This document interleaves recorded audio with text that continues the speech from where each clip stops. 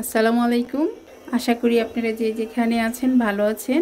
আমি আজকে আপনাদের সাথে একটি রেসিপি শেয়ার করেছি। আর এই ব্রেড ক্রোসাটা চা দিয়ে কফি দিয়ে খাওয়া যায়। আমি চা দিয়ে পছন্দ করি। আপনারা কি দিয়ে পছন্দ করেন অবশ্যই আপনারা আমাকে জানিয়ে দিবেন। আর একটু বেশি করে এই রেসিপিটা করে নেবেন, কারণ শর্ট পড়ে যেতে পারে। আমি একটি ভেঙে দেখিয়ে দিচ্ছি কতটা সফট হয়েছে। দেখতে পাচ্ছেন একেবারে তুলার মতো নরম হয়েছে। আর এটা চা দিয়ে কফি দিয়ে খেতে কিন্তু খুব সুস্বাদু।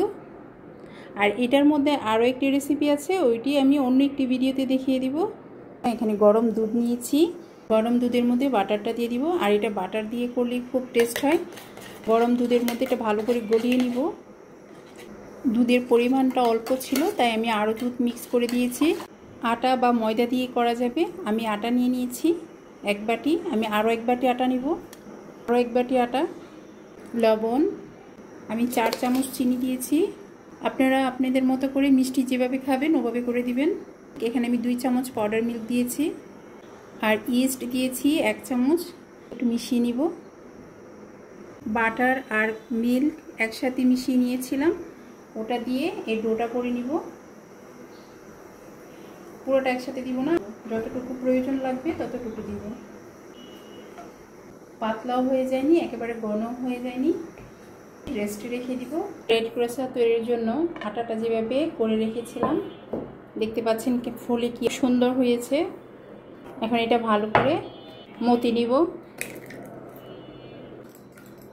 দিয়ে ওভেনে করা হয়, ডিমটার দরকার হবে না। আমি চুলায় করব তাই ডিমটা রেডি করে নিচ্ছি। ব্যাস হয়ে গেছে। রুটিটা আমাকে একটু মোটা করে বেলতে হবে, তাই আমি একটু বেশি করে আটা নিয়েছি। একটু আড়াআড়িভাবে কেটে নিব। এইভাবে একটা, এইভাবে একটা, এইভাবে একটা। আশা করি আপনারা বুঝতে পারছেন। ওভেনে করলে ডিমটা ব্রাশ করে দিতে হয় না। এটা ঘুরিয়ে ঘুরিয়ে বটে নিব। আর এইভাবে একটু টান দিব যাতে ভাঁজটা আরও সুন্দর হয়। আশা করি আপনারা বুঝতে পারছেন।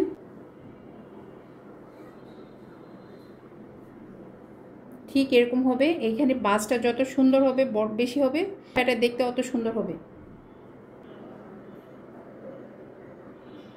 এইভাবে আমি সবগুলো রুটি বেলে নিব। এগুলো দিয়ে দিব।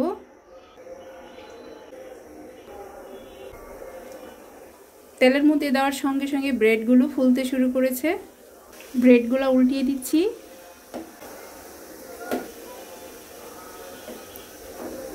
সবগুলো ব্রেড উল্টিয়ে দিয়েছি।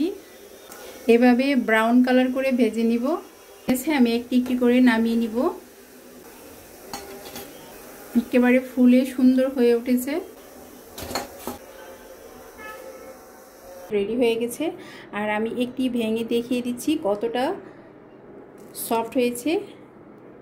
দেখতে পাচ্ছেন একেবারে তুলার মতো নরম হয়েছে। আর এটা চা দিয়ে কফি দিয়ে খেতে কিন্তু খুব সুস্বাদু। তাহলে আমার রেসিপিটি কেমন হয়েছে আপনারা অবশ্যই কমেন্ট বক্সে জানিয়ে দিবেন। আর নিত্য নতুন রেসিপি পেতে সাবস্ক্রাইব করে আমার সঙ্গেই থাকবেন। আজ তাহলে এ পর্যন্তই। আল্লাহ হাফেজ।